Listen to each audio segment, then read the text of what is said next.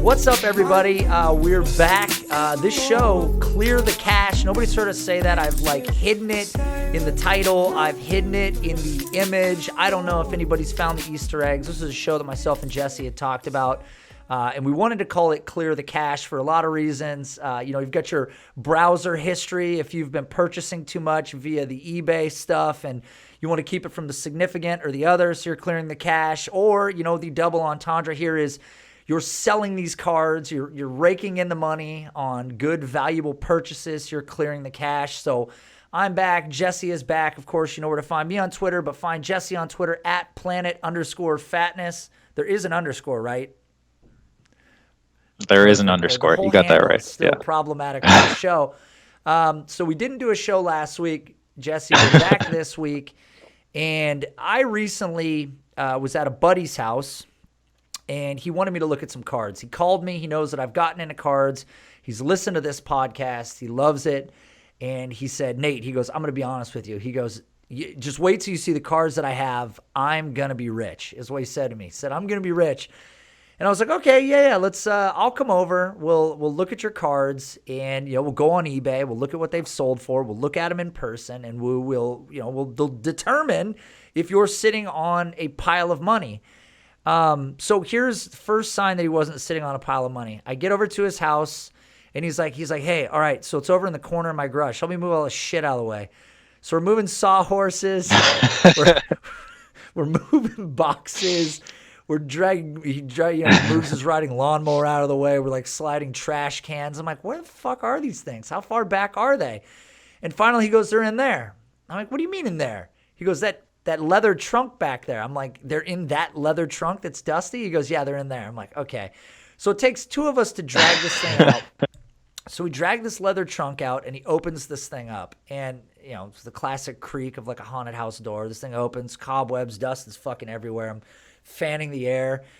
And we look in there, and there's Beckett's that are bent over the top of one another. There's card boxes that are half open. The folds are bent sideways. And I look at him. I'm like, I'm just going to tell you right now, Matt. I go, man, I don't think you're going to be rich. I think we're going to have some problems. So we start sifting through his cards. And as we're doing so, he has some Shaq rookies. He has some Kobe Bryant rookies, which I was surprised by. And then he had duplicates, triplicates of some cards.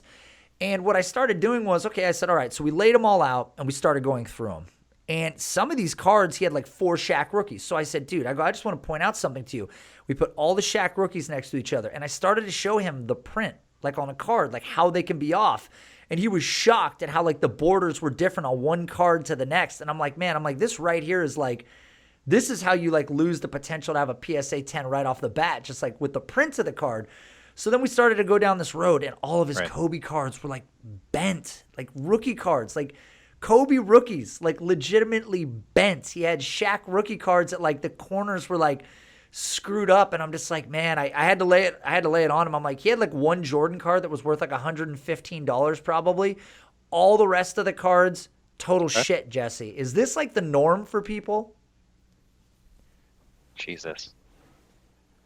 I've heard success stories on the other side where people are shocked at how good of a condition they kept their cards in when they were kids. And when I went through my collection back in July of what my brother and I collected when we were kids, we had some pretty decent 90s cards, and I had, Nate, I think I told you off air at one point, I found I have no idea how I got this. I don't remember getting this card as a kid, but I got a LeBron James Upper Deck rookie exclusives, obviously ungraded.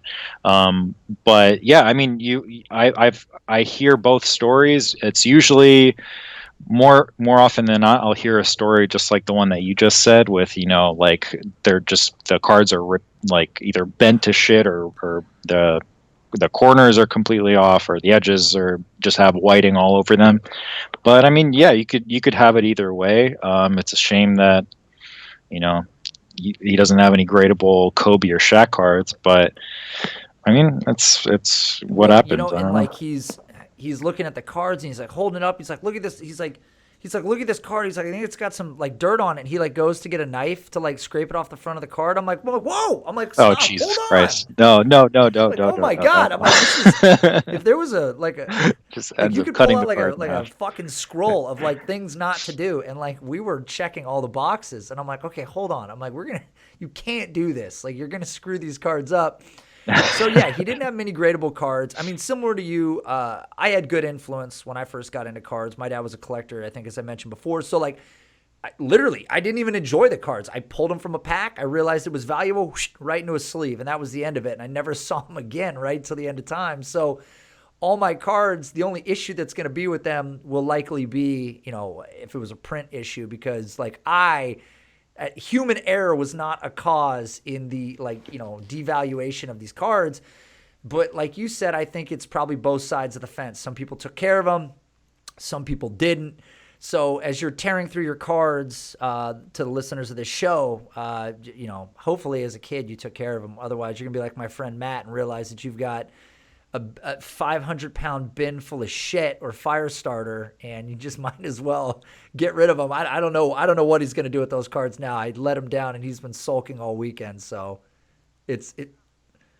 Did you have friends growing up that like even when I was a kid, this was like a big thing in like the 50s or 60s, but like kids were like doing this when I was growing up too. They would put the cards on like their back bike wheels to kind of. What did you have any? No, Did you have I any know friends my like dad, that? Like, he tells stories about that stuff. I didn't I couldn't fathom that happening just because again, we knew the value of cards, right? Like I was like collecting barbaric. trying to collect the Jordan Beam Yeah. teams and the Shaq rookies and like get all these cards. And I'm like, look down, I'm like, holy shit, man, you're going to put a card in there? Like what? Don't put a good card in there, put a shitty card in there. Yeah. Yeah, don't do it. So Yeah. no, I didn't know anybody who did it. And to be honest with you, most of my friends didn't collect cards. Also not the least expensive hobby in the world, because if people have ever ripped wax, if you will, as we've talked about, or the phrase, like that whole process takes about 9 seconds, right? From the minute you tear it till you've rifled through every card, it can be like a very anticlimactic moment where you're like, oh, there was nothing there, right? And that was $3.99 or whatever it was back then. And I remember my dad, man, he just kept going back to the wallet, and we're just ripping and like you'd leave and you're like, shit, we didn't get anything. We didn't make a buck today. So I still have all my cards, though, which is good. Yeah. So Jesse, I want to ask you a question. We text all the time. Like, you're constantly purchasing, selling. Like, you are very involved with sort of the flow of the market. I would say more than most anybody that I talk to. You're like absolutely like at the upper level or the very top of just pulse on the market. I mean, it's the same thing that can be said for dynasty evaluation, right? Like, we try to attribute metrics, weights, values to players for their long-term dynasty value, but the reality of the situation is perception can be everything at times. I mean, that can sway a guy's value massively. 2 bad games in a row. Oh, he's getting less targets than this other young wide receiver. They must be, transitioning to him to be the alpha. Like, all these things can change things in a moment. So like, you're very aware of what's bullshit, what's fluff, what's real. So we're looking at the current state of the market. NBA, NFL mostly. We're not probably going to talk too much baseball on this show. I mean, maybe not yet. I don't know a ton about the baseball market. I don't know how much you do. NFL and NBA, though, for most of these listeners, is probably the primary thing. But for a lot of fantasy players, they know that their season is over. We haven't hit the playoffs yet, but they know I'm not making the playoffs. That's not happening. So they're going to start to lose interest a little bit.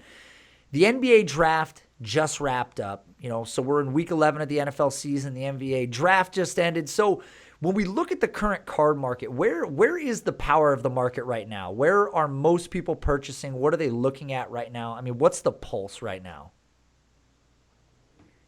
100% NBA. Wow. Not even close. I guess from like going from year to year, the NBA draft tends to have more activity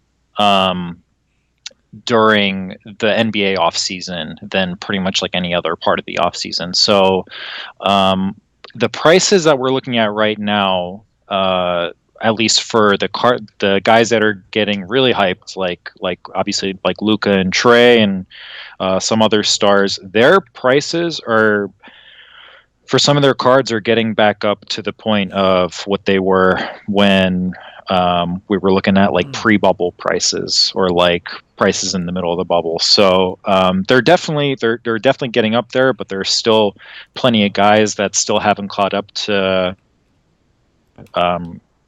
their like peak performance level prices in the bubble. Guys like Donovan Mitchell, even like Jamal Murray. We've talked about Tyler Hero. Like he's nowhere near what he cost when he was in the bubble. But yeah, NBA for sure. Like basketball it's back already, and I think the prices are going to continue to be they're going to continue to skyrocket through 2021 tip off. I think tip off is like December 22nd, and basketball they have a long way to go. It's getting hot, but I think it's only going to get hotter. It's exciting because for a lot of these people, I see people all the time posting pictures, not just in this group, but on Twitter of primarily football. And as I mentioned a couple weeks back, and like you and I have talked about, and I've been primarily influenced by you, I've been only really looking at NBA right now. And I was buying up the NBA cards, I felt like a couple weeks ago, kind of before this hype really hit, where it's hitting now, and I was getting cards for a little under, but like we talked about, I can't remember what player it was, but like his cards had just shot through the roof.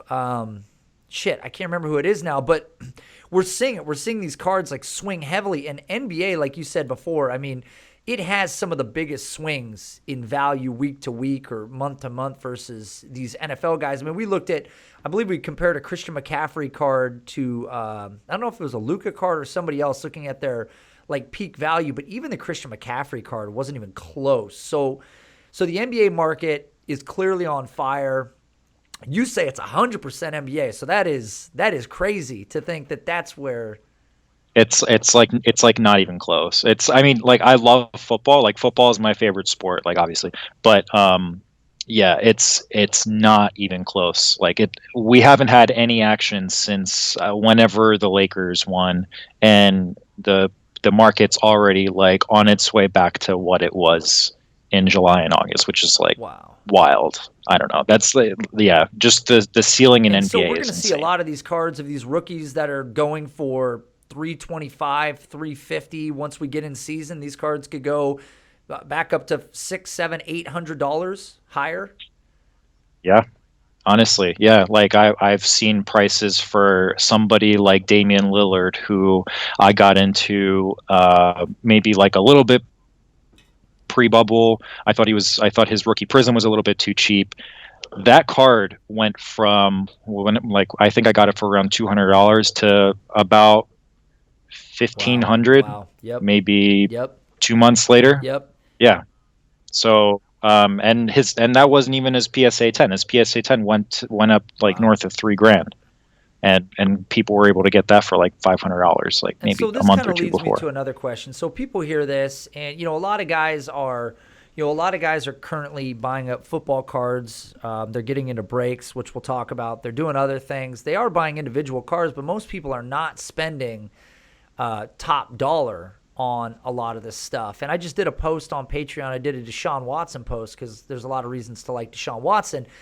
And some of his cards are undervalued comparative to Kyler Murray, to some of these other guys, but they're not cheap. So if you're somebody that wants to get in on some of these young NBA assets that may rise, but they don't have 250, they don't have 300, they don't have 400 to drop in a shot on these guys, what's the best path to take, do you think, to sort of get a foot in the door to start working towards that?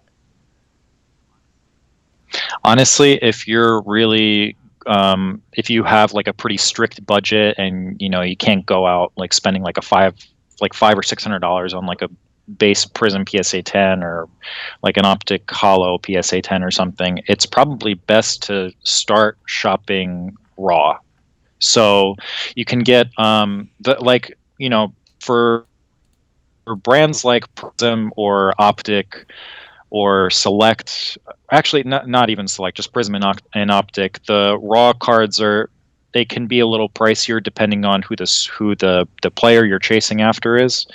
But once you kind of get the idea of, trying to, I guess, judge the quality of a raw card yourself when comparing it to like a PSA 10 version of that card. If you kind of get, the centering and the edges and the corner and surface issues down, when you're looking at card to card, you can be pretty profitable. A decent way to go as well is if you start looking at lots on eBay of, something like a base prism or base optic. And if you usually those people, like those sellers, they put the lot up for a reason, just because they kind of want to unload this and maybe put that money somewhere else. They don't even want to go through the effort of grading. They don't want to wait 6 months to get the cards back. So usually you'll find at least a couple of pretty gradable cards in something like a lot. If you're looking at a player who's maybe like a Devin Booker, or Luka's kind of, even like a Luka or a Trey, you'll probably see that the base prism and base optics are pretty up there. So if you're kind of priced out of those, even in raw or raw lots, it's not a bad idea to maybe go to the next tier down of Panini products. Like something like Hoops is a really good alternative to start looking at, like raw Hoops cards, raw Donruss base cards, and you can buy these cards in bulk, or just even if you have to go buying them in singles, you can easily do that and still, not spend a ton of money, you know, acquiring those cards. So honestly, trying to study how to like spot good looking raw cards and looking at raw lots is probably the way to go for you. And the reason, right, that these cards, these lower tier cards, after we get out of Prism, after we get out of Select, after we get out of the Optic, like we were talking about, the reason that these other cards gain value is because as those other cards go up, you price out a group of people, and they then are looking at these less expensive options to get a share of these players. Definitely. Yeah. So once Prism goes up, Select and Optic are going to follow. And then once they follow and people get priced out of all three of those sets, that's when you're going to start seeing the base Donruss and the Hoops. They're going to follow suit as well. I mean, they're probably not going to increase to the nearly the same extent, because the big three, Optic, Select, and Prism, are the big three for a reason, and they're going to be the big three for quite some time. But you still have a good amount of room to grow with something like a Hoops or a Donruss base. Not Hoops in this scenario, but when we're talking about NFL, I mean, it's very much the same thing, right? The Prism to the Select to the Optic, and that's how we're looking at these players. For sure. Yeah, Donruss, and then I mean, if you want, NFL has Score as well. It's probably among the lower tier, but if a guy really goes off, like people are gonna be desperate to get any piece of that guy possible. So especially if they're on a budget. So yeah, like even a product like Score, like that'll have room to grow if you're going after like a hot player or something. Whether you're like, man, I don't want to buy this card. This is too low. I don't want to get into this. But I can't afford to go above it. You can always look at what's been selling on eBay. You can check other sites, check the popularity of how some of these cards are doing. And inevitably, all these cards are selling, like in one way or another. Somebody's buying something out there. But, dude, NBA, I see it everywhere. Those cards are just flying. But what shocks me, the same way it shocks me when we talk about NFL, is I see a lot of guys purchasing cards of players in NFL jerseys, in college jerseys, or like basketball, the guy's wearing his Kentucky Wildcats jersey, or they're wearing the Duke, jersey or whatever. I just don't know currently what the value is on a collegiate card versus like the iconic rookie card of a player when he enters the NBA. I mean, are they ever going to be as valuable as a Prism rookie of said player? Guys, unless if you're collectors, like if you're a Kentucky collector or Duke collector or an Ohio State collector or somebody, um, stay away from draft pick and college cards, because they're only going to go down over time, especially after the hype on them is over, because the new Prism set is going to come out. The new like normal Prism, not Prism draft picks. The normal Prism set is going to be released. That's when the hype on those cards is going to die down. Nate, you and I talked about pre-show that, when I didn't have like a system of buying. I was kind of buying whatever in the very beginning. I bought a Zion Prism draft pick, PSA 10, and that card has gone down 50% compared to what I paid for it. So I think I got that card like sick, like what it was like in March. So yeah, unless if you guys are collectors and price isn't like an issue for you, or the value of the card isn't an issue for you over time, it's better to just honestly stay away from collegiate cards. They're not even really like rookie cards technically. Like it's just safer to stay away think altogether. about this too. So, I mean, these are base Prism cards. There's no autograph. There's no patch. There's nothing. And these rookie cards at the NBA level are already worth, again, Tyler Hero, a guy we talked about, the guy's cards are already going off at $250, which we believe is like well below what his ceiling could be. These Devin Booker cards are going for $700-800. Tatum going for $800, $1,000. But the bigger thing here too is when you talk about sort of these college cards or these basically these collegiate level cards, like NBA versus NFL, the swings in value are so different, right? Like how far a guy's value can vault in NBA cards versus these NFL cards. And I'm not even sure that I would be putting any money into a college jersey card, because exactly like you said, it's not a rookie card. And that's kind of like rule number one, right? Like you're only really buying rookie cards in the end. I mean, unless it's like some incredibly rare card, and I don't even know what case. You could speak on this better than I could. Like what would it take for you to buy a card that's a non-rookie card? LeBron James, Michael Jordan, any rare like 90s NBA inserts that like collectors would just drool over. Yeah, but honestly, there aren't, and maybe Tom Brady. Like Tom Brady's probably one of the only cases I could speak for in football. I'm sure there's probably some others, but honestly, unless if they're not an all-time great, I'd probably just stick to rookie cards. They'll have the highest ceiling and probably the highest floor too. So this kind of takes us to the next question. So we're talking about rookie cards here, and a very, very popular thing to do right now. We had one on Patreon. One of the patrons, Ryan, did this. We did a box break, and a lot of guys are familiar with these now. They could get involved with them. You can purchase the rights to basically a team. One guy will basically rip packs and boxes, and every card that he pulls that goes to that team, that card then gets mailed to you. And we've seen cool stuff come out. Again, we talked about this on an episode. Lane Mitchell pulled a ridiculous card for $35. He had the Dolphins, a Tua Tagovailoa. It was beautiful. An RPA black. It had the Nike swoosh in the window, and like it's a one of one. I mean, that just is. Those cards are so rare, right? You get the shield, you get the whatever, like. Yeah. So that's the upside. You talked about a guy pulled like a rare Luka Doncic card one time.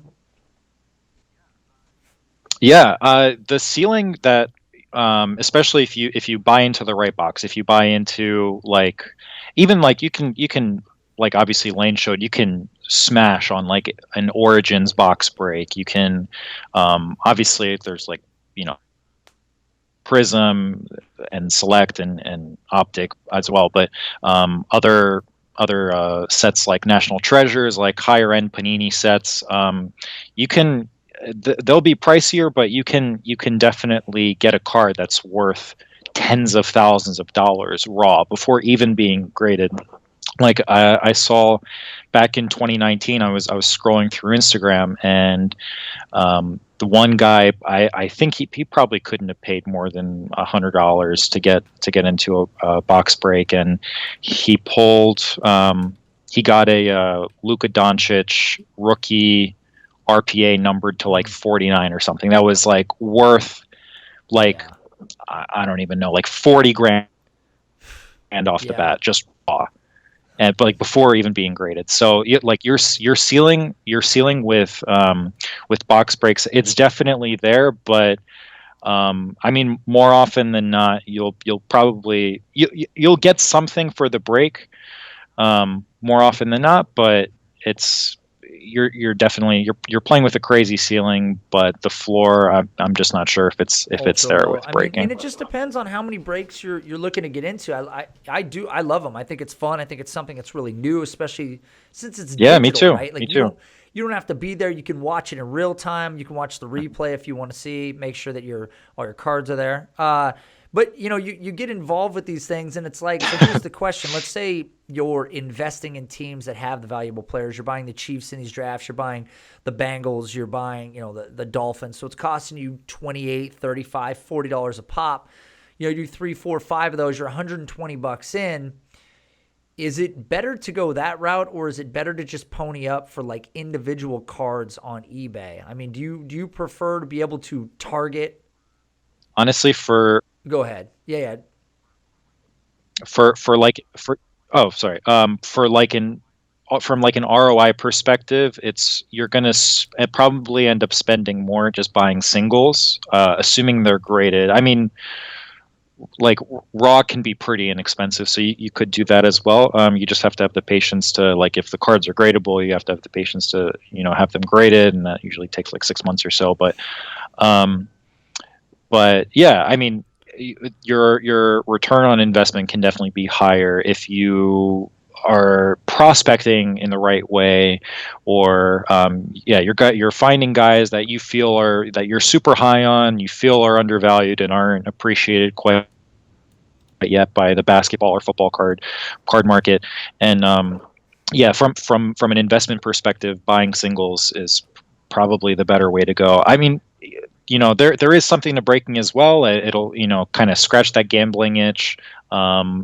We see like sports gambling getting like national recognition, and it's getting bigger and bigger, like by the year. So there is something to breaking as well. It's very exciting, but from an ROI perspective, buying Yeah, I singles is mean, the there's way to go. definitely nothing sexy to buying singles. Well, admittedly, you can get into a bidding war. There's a little bit of excitement towards the end of an auction if it's you or 2 and 3 other people and you're trying to win this card and the price is going up higher than you want to spend.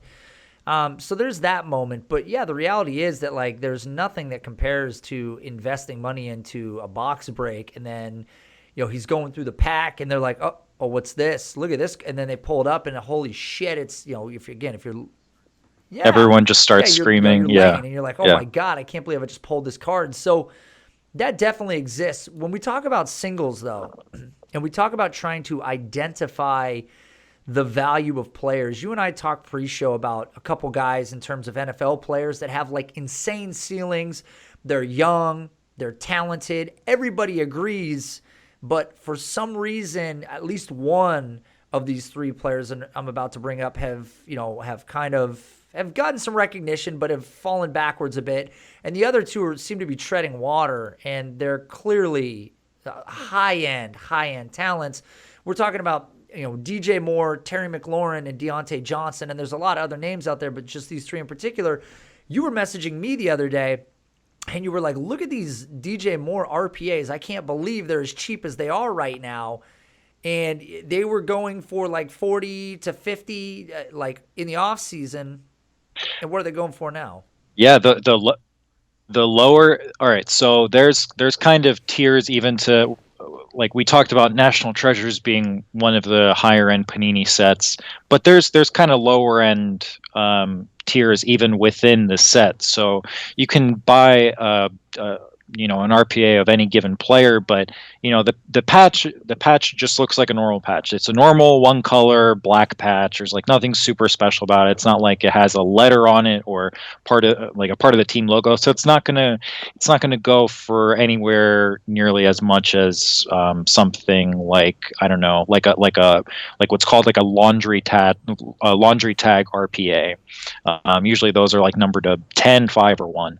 So I found these. I was buying these DJ Moore National Treasures rookie patch autos, just plain black patch, nothing too crazy about it, numbered at a 99. So I bought 2 or 3 in the off season for about anywhere between like $40 to $55 per card. I just bought one last night for $16. So stupid. So cheap. Yeah, and if you get it graded and it gets at least something like a 9, like that's already, you're already reaching triple digits right there. Like it's silly not to consider something like that, like especially for somebody like DJ Moore. Like that's just guy wild. We know is going to bounce back this week, I believe. As you're going to hear this episode, I believe DJ Moore had like 7 catches for 125 or 7 for 135. And this is a guy that even so far in the year, I think he has 5 top 15 games or 4 top 20 games, something like, I can't remember. He's clearly relevant. I mean, he's clearly still ultra young, hyper athletic. This was a guy that was the 101 in many rookie drafts when he came out. I mean, he was touted as a guy that was can't miss, and he pretty much has been that guy for the most part. Robbie Anderson has certainly changed things. No rapport with Teddy Bridgewater. So, we see him working back towards that, and it's like, how is this guy so cheap? How is he being forgotten? How is he not a top 3 asset in dynasty leagues in terms of the wide receiver position? I don't know. That's still definitely where I would value him, and he's been cheap, and it's evident in the card prices, right? I mean, you're essentially seeing the pulse of the sports world in the price of the card. For Christ's sakes, the guy that owns the card is like, I guess $16. That seems right, even though these were going off for way more expensive before. But for these people that are looking to maybe not invest that money into ripping wax, right? If you don't want to get into a break, you've done a couple breaks and you're like, I'm looking at focusing some money. Well, if it's $32 to get the Kansas City Chiefs, you could have just got a DJ Moore RPA like Jesse did for $16 for half the price. Right? For half that price. And that's a card that, exactly like you said, it grades out. Now it's triple digits. Same thing with Terry McLaurin, right? He's throttled by sort of the lack of elite quarterback play. Deontay Johnson's been amazing. We were looking up his numbers before this episode. Today, he had 16 targets. Prior to this, you exclude his injuries, he's had a 10-target game, a 13-target game, a 15-target game, a 10-target game, an 11-target game. What the hell's going on out there? This guy is being targeted as much as anyone else in the league. His ceiling is insane in PPR, and I would imagine that his RPAs aren't going for much more than DJ Moore's at this point. So, no, I think he had some hype going into the year, but I don't know if the injuries kind of scared people away or just people forgot about him or jumping on probably somebody like DK Metcalf, understandably. But yeah, I mean, he has the ceiling. He's like, now is probably a great time to buy somebody like a Deontay Johnson. Again, it's evident that he's talented. He's been targeted way more than Juju has, even though I like Juju, and I still don't think he comes back to the Steelers. He's been targeted more than Chase Claypool. I mean, there's, as you said, this isn't a hot take, but Deontay Johnson, to me, should be ranked over Chase Claypool. That's how my rankings are going to reflect it. Yes. Yeah, there's no doubt totally about it. Agree. Like, you can create any argument you want about the athleticism, the whatever about Chase Claypool, but let's remember that people had Chase Claypool in a pine box 3 months ago, okay? It was claims that he needs to be a tight end, he's going to stink, and suddenly he's way up dynasty ranks. Okay, what changed, right? Like you spend all offseason doing evaluations only to basically like turn tail and do a 180 and go, yeah, actually he's really good. But if a guy's being targeted 10, 11, 13 times a game, and he's the number one target separator in 2019, and clearly he's still top 20 this year, like, how is that guy not ranked higher than the other one? So he's a guy that I'd look at. McLaurin's a guy. And like you said, DJ Moore, I mean, if we have a couple more of these games where Robbie Anderson's the guy, like DJ Moore's cards just keep getting, priced cheaper and cheaper. And it's so amazing to get an RPA. Like if you don't own an RPA yet, I have a couple, thanks to Jesse, kind of pushed me in some directions. They're an incredible card. I've talked about this before. I'm from the days when you just got like a normal card, might be a hologram, might have some foil on it. Now we've got these cards that are like an 1/8 inch thick. They've got a jersey in them, certified autograph, like just so cool, the evolution of these cards. So those are three guys to continue to look at the NFL level. And we talk about evolution of cards. We talk about a changing market, adding new products. A lot of these box breaks, Jesse, have been mosaics. And I admittedly, right back here, I've got some of the mosaic cards, got a Clyde Edwards card, a couple other cool ones, Lynn Bowden. That's probably never going to be worth shit, so that's great. I got a couple of these cards from getting into some breaks, but you having a pulse on sort of the market and seeing some things and understanding that this is a newer product, like where do you think it sits in the hierarchy, and where do you kind of envision it going in the future? Do you believe it's something that's stable, or do you kind of think that it's going to sort of slide back and always stay in sort of one fixed location versus the other big cards in the market? I think with this year being the first year of Prism and not Prism, Mosaic entering NFL, I think people tend to gravitate towards the first year of a set in a sport. So I think this year is going to be pretty big in the long run for Mosaic. But I think basketball is kind of a telltale sign of what's going to happen with Mosaic in football. So Mosaic prices in basketball, when it originally came out, the prices were going crazy as well until Prism came out, and then the prices started cooling down. But I think the way to approach Mosaic right now, I think it's still a fine set. I think it can probably make its way into the top 3 Panini sets one day. If not, it'll be number 4, but it won't be too far off from the top 3. Probably the best time to get into something like a Mosaic is well after the hype has kind of gone off. So Mosaic was released a couple months back. We're gonna probably mention Prism Football that's coming out on December 2nd. So Mosaic prices they're going to slide pretty I think substantially when Prism comes out, but the Prism craze is it's going to get the prices up, and a lot of people are going to be priced out of Prism either boxes or Prism singles.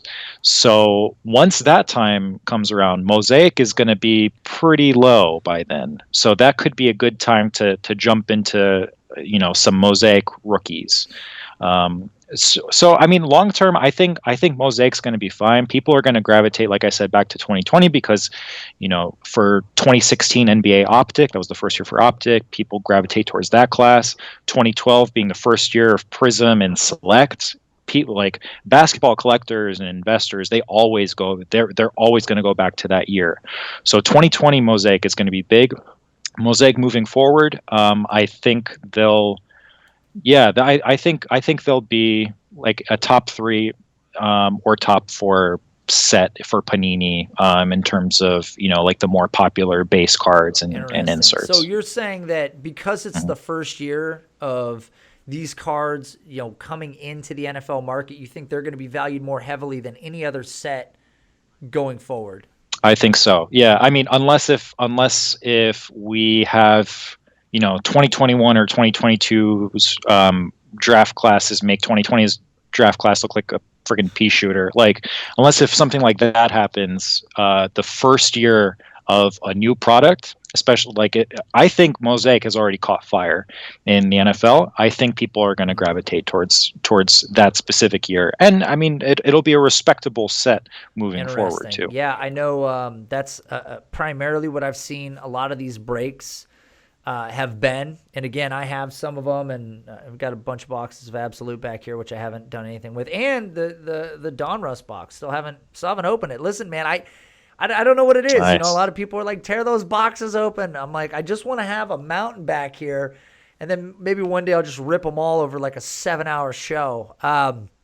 So go ahead. Oh yeah, no, I was just gonna say what a lot of people do as well is if if they're able to get their hands on like an upper end box, they'll hold on to that sealed box for over time, because especially if that was a successful set in that year, or it's just like a prism or a select set, that box will only appreciate over time. So I know there are people that actually buy boxes of sealed wax Yeah. just to hold on Yeah. to for a year and see if their money can double or triple, Yeah. quadruple, whatever. Maybe So I'm just that's gonna another hang out strategy with as all well. these boxes Yep. back here. I don't I don't know. I don't know. I don't know if I want to open them yet. I'm nervous. So yeah, that was my question about the mosaics, because I know they've become incredibly popular. You see them everywhere. This is what a lot of people have been ripping recently. So one last question for you on this topic. So when people are sort of, we kind of talked about this last week, but I've now got cards, whether they're raw, whether I've graded them, and I'm looking to do what you've done, which is purchase cards, gain some value, flip those cards, bring money back in, upgrade to bigger cards with more long-term value, right? Sort of that's the latter. At least that's sort of your game, right? Yep, for sure. Yeah. So I've been pretty, like, knock on wood, I've been pretty successful with NBA prospecting, and just getting guys that I thought were way too cheap and weren't really heavily talked about, and guys that are like 23, 24 years old or younger, in NBA, be able to flip those cards and then maybe put those cards towards something like a rare LeBron insert. I mean, it takes multiples of these sales to get the capital back, but I mean, it can certainly be done. People are very big into prospecting, and especially in NBA. So something I for long term, from a long term perspective, I want that money to definitely be tied into somebody, as solidified as like a LeBron, because people will always collect LeBron. Like, people are always going to collect guys like Michael Jordan or Tom Brady or Peyton Manning. Like the those are like the blue chip stocks, that, like, of the card market. So I definitely wouldn't mind liquidating some of the cards of these prospects and putting them towards somebody like a LeBron or Jordan. Jesse, I talked to you about this once before. The red paperclip. Did I bring this thing up? Did you ever look this thing up? Yes, yes. So Yeah, yeah, Okay, yeah. so a I lot of saw that people didn't story. know Yeah, about this. and This is kind of the same thing. I want people to look this thing up anyways. It's the only reason I'm bringing it up. There's a story about this guy named Kyle McDonald. He's a Canadian blogger, and he started with a red paper clip, and over the course of 14 trades, I guess online, over the course of 1 year, he traded a red paper clip so great. all the way up till the point he owned a house. So he traded it for a house. Like, it looks like his first trade here was paperclip for a fish-shaped pen. Then he traded the pen the same day for a hand-sculpted doorknob. Then it looks like he traveled to Massachusetts with a friend and traded the doorknob for a Coleman camp stove with fuel. Then he went to California, traded the stove for a Honda generator. I mean, this shit's crazy. The fact that he ended up trading My all God. this stuff till he ended up with a 2-story farmhouse. So same thing, basically starting with lesser items and working your way to something greater. I swear to God, you need to look this story up if you haven't. This is real. But yeah, I think that that's the case. So for a lot of people, maybe getting into these box breaks, finding some decent cards, turning those cards into cash, even if it is selling them raw, because the cost of grading at times can be, like we talked about it, even with a membership, cards that are, was it pre-2000? Okay, so 2017, anything before pre 2017. 2017 is 15 a card, is that right? I believe it's. I think it's Okay. $12 a card, and 2017 to present is considered like ultra modern. So they tend to hold a little bit of a higher premium on that. So I think those cards are like So 15 or so 16 you're dollars looking per at, card yeah, to grade. shipping the cards, $15 for a newer card to get it graded, waiting 4 to 6 months or longer maybe to get the card back, comes back. I mean, some of these cards, I mean, again, and I see it with NBA more so, raw cards. Like, I've seen raw cards that if they visually look really good, you can tell why they're selling. Like some of these, like a Donovan Mitchell. I've seen Donovan Mitchell rookies going for like 175 raw because like you can tell from the picture it's probably pretty damn close to a PSA 10. That's a lot of money to spend on a raw card though. But you can work your way up. The problem is, how do you then take the cards you own and turn them into cash without a seller rating? Is there an easier way? Is buying one way to get you credibility on eBay? Or what do you suggest for people that are maybe looking to turn these cards into cash? Absolutely. Yeah. eBay rating in general, whether you haven't sold a single card and have been, just like nonstop buying, positive ratings are just honestly the way to go. And it's the way to kind of develop like eBay cred. And, people are going to be more willing to either sell to you or find you as a legitimate seller if you have more and more ratings on eBay. So like I'm kind of in the middle of getting like unloading a lot of basketball cards in the meantime, just because I'm trying to consolidate for like guys that we've talked about that we think are going to be superstars if they aren't already. And I've gotten offers from guys who have like one or two positive reviews, and they have one or two reviews period. I'm not gonna lie, I don't really want to sell to a card even for like a decent price for to somebody who has like one or two eBay reviews, because there might be a reason why they only have one or two eBay reviews. I mean, granted, there's a chance they might be new and they're just kind of like jumping into buying, which is fine. But I mean, there have been scammers out there too that they have a history of either like constantly returning a card if it drops in value, or so eBay either banishes them, so they have to, I guess, create another username, hence the zero eBay reviews, or just enough buyers block them that they just want to create a new account altogether because they have this tendency, or they have too many negative reviews or something. So yeah, it's definitely, I mean, everybody starts off from zero. That's fine. You're going to find plenty of buyers that are totally okay with selling to people with limited eBay reviews.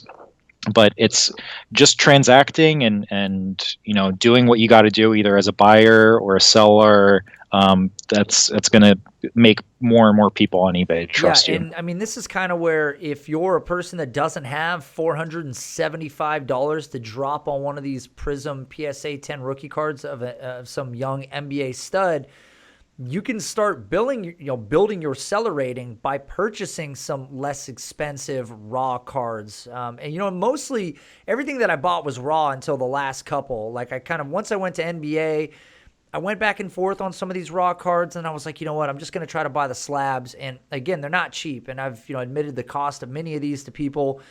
Jesse, definitely a pretty active purchaser on there as well. So it takes a toll when you start to add these things up. But if you're purchasing the right cards, it's less risky than some of even these dynasty trades that we make where you're like, oh man, I don't know if I'm ready to give up on Cam Akers yet. If I give up on him today, what could he become? And you don't know enough about it. But we're looking at guys that are 3 years in the league, 4 years in the league at times, that are studs. There's no doubt about it. Donovan Mitchell just signs a contract extension today, massive one. He's not going anywhere. That team's competitive. We know that these cards are going to jump, and it's like you buy in when they're low. They raise hundreds of dollars in season, then they fall back down, and you can kind of play this never-ending cascading wave, I would assume, unless you're like Jesse and you can get your hands on these like upper echelon LeBron cards that just aren't coming down. I mean, they are not coming down, and he's destined to go back to back, right? Like that's a foregone conclusion. Oh my God, he has to. Like I'm so invested in him to go back to back, and just for him to keep playing until Bronny gets into the league. Like I'm so invested in this guy. I don't think he's going anywhere. I mean, he's what, 36, 37. He looks like he's either 25. Nobody takes care of their body better, and he seems like with his career, kind of like we talk about with like a guy like Larry Fitzgerald, outside receiver, like found his way going into a slot role, really extending his career. Like I think LeBron, and we're seeing it, is going to become more of a facilitator with the ball, which will help sort of lengthen his career too. The guy's just doing it the right way. And no doubt, like I would love to get some positions on some of these LeBron cards, but I'm going to have to dig deep into the pockets, and I don't know if mommy's going to let me. I'm gonna ask her. That's why you clear the cash, guys, right? That's why you got to hide these purchases, because they are going to get expensive over time. Jesse, I think we covered a lot of ground here. Inevitably, there's always something that we're going to miss. There's something that was left behind. And for people, again, we're going to talk a lot of NBA because it is like the biggest swings. If you want to make bigger money, even buying like lower end cards, like the amount of money you can jump buying lower end NBA cards is so much greater than buying lower end NFL cards. And I'm not buying college jersey stuff. Like you said, don't buy collegiate cards. Try to stay away from them. I told you, my dad, he's buying up all these baseball prospect cards of guys wearing Team USA jerseys, and I'm trying to explain to him, I'm like, Dad, but that's not the Major League jersey. He's like, but it says USA on it. I'm like, yeah, it doesn't matter. Like and I don't know, but all I know is from just like when I look online and I'm showing him sales, like again, like validate what you're about to do by looking back at previous sales.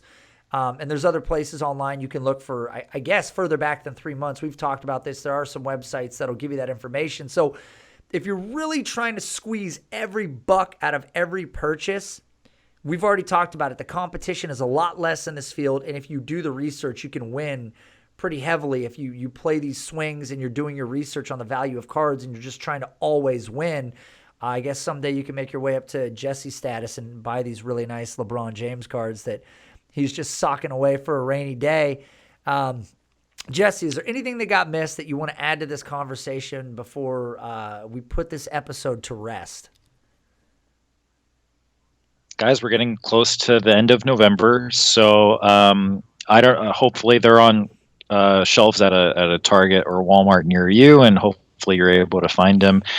Prism Football comes out December 2nd, so I'm see. Hopefully, they're on the Target and Walmart shelves. They're going to be at a bunch of shops. But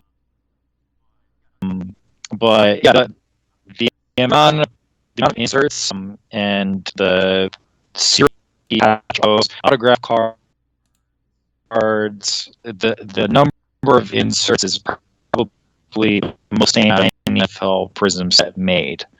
So